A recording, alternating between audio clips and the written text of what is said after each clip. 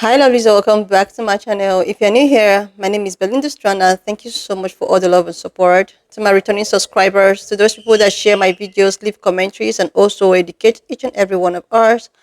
You guys are the real MVP. So guys, I came across this video on my For You and I thought to share where Chinese people are actually calling out on the VP of the States. They are calling him out because he goes as far as to call them peasants. This got the entire Chinese people coming for the people of the state. I'm just going to roll the clip as well as some of other stitches I was able to put together. Please leave me your own thought in the comment section of what you think of this video. And please do not forget that we do not support any form of bullying and harassment. We're just here for educational and informative purposes. Alright lovelies, let's dive into it. We borrow money from Chinese peasants to buy the things those Chinese peasants manufacture. That is not a recipe for economic prosperity, it's not a recipe for low prices, and it's not a recipe for good jobs in the United States of America. 中方对中美经贸关系的立场已经讲得很清楚了。听到这位副总统说出这样无知又缺乏礼貌的话，令人诧异，也感到悲哀。Guys, the peasants have responded in kind with an instant tax refund policy for foreign travelers. Is China treating us better than our own country? When you shop in China, you're going to get 13% back instantly at approved stores. So let's say you buy something for $100, you're going to pay $87, which is a 13% savings or $13 savings in this particular example. Now keep in mind, that same $100 shirt is going to be more than $100 in the US because of tariffs. In addition, China is offering 240 hours of free visa entry, which is 10 whole days. And apparently, a phone call request from the US has been rejected. I guess this is what happens when you deal with peasants. President of the United States called me a peasant. Chinese peasants. At first I was confused because in China the word peasant or farmer is not a derogatory term. On the contrary, it is a highly respected profession. You could even say that agriculture is the very foundation of our nation. One of the most respected figure is Yuan Nongping, whose hybrid rice technology solved the food problem for 1.4 billion people in China. Farming is in our DNA. When we brought back soil samples from the far side of the moon, the first question people asked was whether we could grow crops in it. Thanks to this, Chinese people now have access to a wide variety of fresh and affordable vegetables. It was only later that I realized that in the United States, peasant is used as an insult. And a person saying it clearly didn't mean well. It reminds me there was once a second-generation Syrian immigrant born in the UK who mocked our leader in front of me for coming from a farming background. He said his country's leader all came from elite universities or noble families. But what he didn't know is that in China, we have an old saying, 王侯将相宁有种乎? Are kings and nobles born to be so? And another, 英雄不问出处. A true hero is not judged by where he comes from. This means that greatness isn't determined by birth or background. Likewise, wearing fancy clothes doesn't make someone great. Arrogance and ignorance only reveal a petty soul. Yeah, the word peasant does not insult China, nor the hardworking Chinese people. It only insults the character of the one who said it, and the road himself came from. Yeah, sorry for that. Is tough up on the mic, but softer around the eyes. Tariff talk and smoky looks rosy straight but grows those eyes. Ay! Chinese peasants. Tariff bows, JD yells, peasants pay your fine. Yes sir, mask and liner share or shipped from China, mine. Jesus! Tariff bows, oligarchs hooray. The rich get richer off your fears and you just fade away. We love America and Americans, but we do have one question for Mr. Vice President. Mr. Vance, where did you get your eyeliners from? So I understand that clearly. So if you want something from us, but you don't have any money, so you need to borrow money from us to buy things from us, and we are the peasants, then what are you? Useless? I want to talk about how incredible us peasants are. in China or from China. And to be fair, I don't live in China anymore. I live in the United States, which gives me a very interesting perspective on all of this that's been going on. And I want to talk about like the things I went through, and as an example to show you like the peasants, this is how the peasants lived and how the peasants grew. I was born in 1990 in a very small town in China. I was born and raised there. I moved to the States in 2007. So basically, you know, majority of my teenage years were in China. And back then, China was a very much developing country. We were definitely behind the developed countries. And it was definitely not what it is today. Resources were not readily available. And I think for the people who grew up in a developed country, you would appreciate the things I'm about to say, because I experienced all of that change within my short life. I feel like I experienced a condensed version of what you probably experienced in the 50s, 60s, all the way up to today. So growing up, I remember living in homes that had no indoor bathroom on the countryside.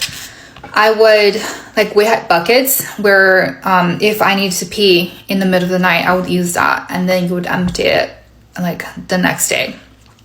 I also lived in homes where we had indoor bathrooms but no indoor showers, so we would go to a public bathhouse to bathe and shower, and I would like wash my hair and like wipe my body in the meantime at home.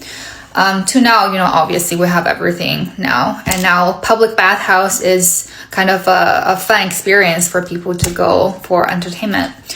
And from a car transportation perspective, cars were not readily available when I was growing up. People were commuting by like public transportation, bus, and like bikes, and then people start to getting cars as individual household. What else? And to today, like we have the most advanced electric vehicle in the world. Most of the buses in major cities in China are operated by electricity, which is why the cities are so quiet. And we have electric cars that's really affordable, that can drive like a boat in water, can jump on the ground. Tesla can never. And from like a technology perspective, you know, obviously growing up, I didn't have a computer. I think I had my first computer at home probably when I was in like middle school. I don't remember what age I was, but it was like a big cubicle looking computer. And I remember learning about floppy disks where we had to like save things in there. That was in my IT class at school. And then from an entertainment perspective, obviously at the beginning we had nothing, just the television. And then I remember having these like discs. I don't even know what they're called, but they are the size of a vinyl disc, but you put it in a machine that's similar to like a DVD, where you have audio and video.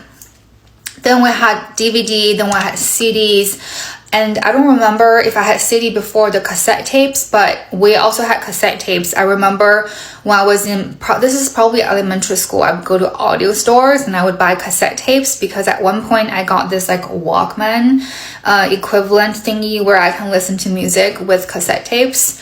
And then I had MP3s where I felt I was so cool. I was downloading all these musics and listening to music on my way to school. And then from a phone communication perspective, growing up, there was no telephone. I had to go to a convenience store to use the telephone. And then everybody had telephone, like land phones at home. And then people started having like pagers, the old school pagers.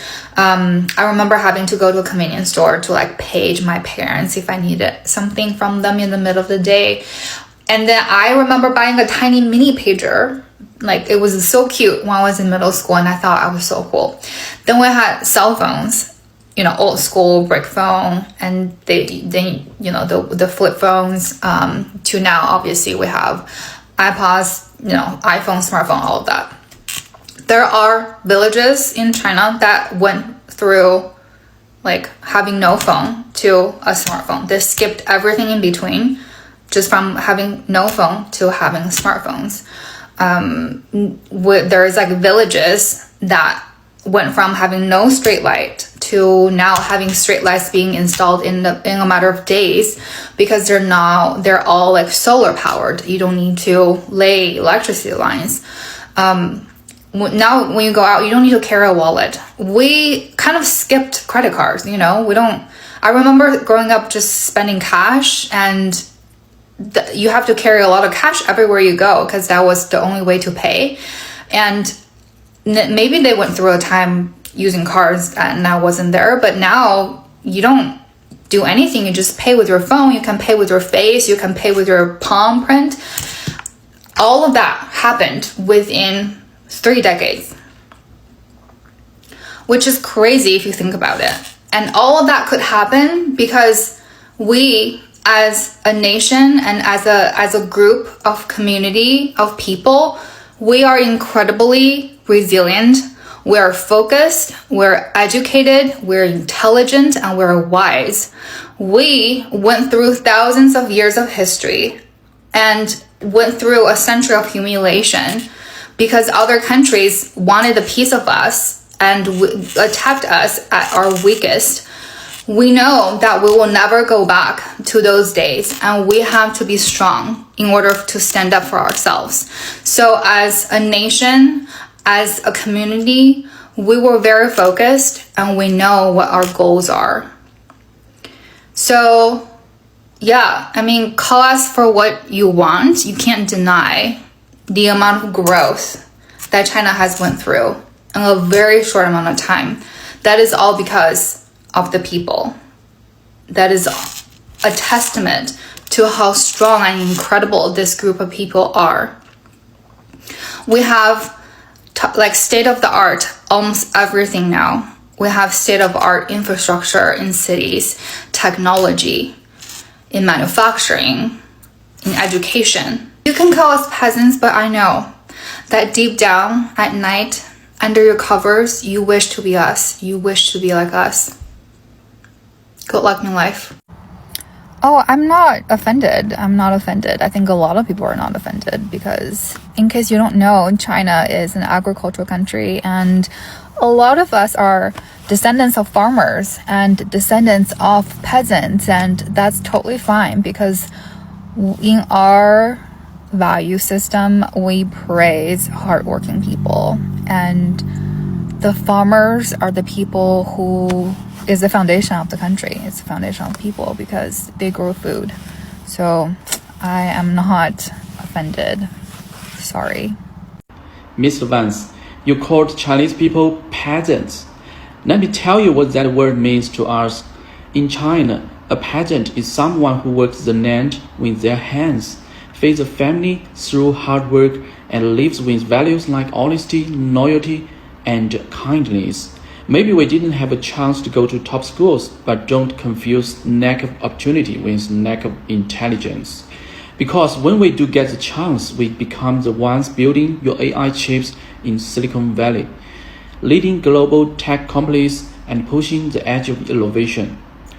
While you are busy labeling us, we are busy building high-speed trains, world-leading 5G networks, and space programs that make headlines around the world. You used an outdated word with an outdated mindset to describe a country you clearly don't understand. And here's the twist. The peasants you mock, they are also one of your biggest creditors.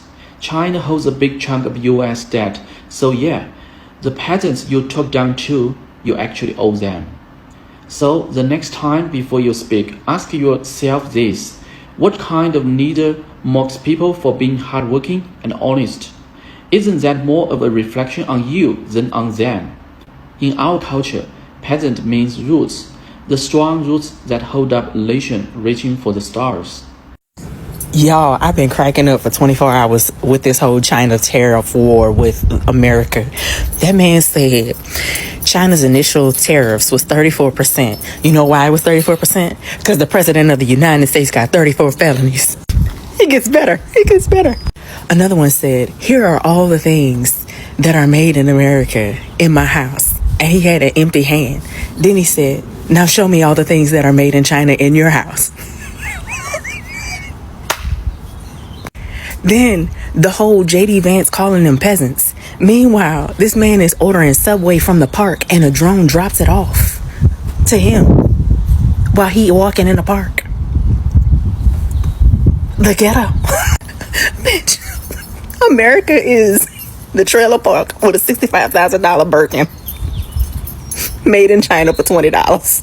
But my favorite so far, somebody said that China is playing chess with America and the chessboard is made in China. Bitch. America is a joke because it is built off of the hatred of people, especially black people. They got videos of Americans being asked about DEI and they don't even know what it stands for. They have Americans upset at CRT and they don't understand what it is. They have Americans voting against universal health care, a livable wage, equity and inclusion. Meanwhile, in China, their railway system is floating in the damn air. They have clean streets everywhere. They have affordable housing, healthcare, and food. Their children are not going hungry. Their children are outperforming our children by years. And America's out here like, we're the exception. No, bitch. We are the third world country with a Gucci purse made in China with an Italian label that y'all paid $10,000, maybe more. And it costs $20 to make. Bitch, this country's so fucking stupid. But this battle between China and the like seriously, lovelies, when I told you guys that this battle between the China people and you know who is going to take a very, very long time for them to settle this issue going on. But I hope it's going to be settled. So, there is this video that has been going all over the social platform where the VP is actually, all talking about how, they need to borrow money from China in order to purchase goods from China. Like, you want to borrow money from China to purchase goods from China. Not only that, he goes as far as to use the term peasants. And this was not sitting well with a lot of, Chinese people. This is why and how they have to come for him. They have to explain why they are peasants. They have to explain why he don't need to call them peasants. They have to give him 1,001 reason why they are a working system. And him and his administration are just making their own citizens to wallow. It is a very long week. It's going to be a very, very long week because Chinese people are not even backing down. They are not backing down. And it actually got to me, an information came that Orange Man is having a change of mind to cut off all of the tariffs. He's having a change of mind to cut off because, how do you believe that trying to squander someone else's economy is going to make your own economy thrive? Like, I think that what he's trying to do is, since China, I don't know, he's trying to see if he can squander the economy and make his own great. Like, seriously? Like, you mustn't be great by squandering or trying to put down someone else. Like, let's even call a spade a spade. You mustn't be great. You personally, you mustn't be great by trying to bring someone else down. Everybody have destiny. Your own pathway to success might not be another person's pathway to success, but the most important thing in life is everybody's going to succeed. No matter the pathway your own success comes from. This is just what I personally believe. There's no point trying to bring someone else down because you want to succeed. It doesn't work that way. Life does not work that way. And if you're someone that actually think that before you go up there, you have to bring someone down, you might actually eventually go up there, but your downfall will not be funny. And it's not something that you will even wish for your enemy. Talk about of wishing it for yourself. Like, I like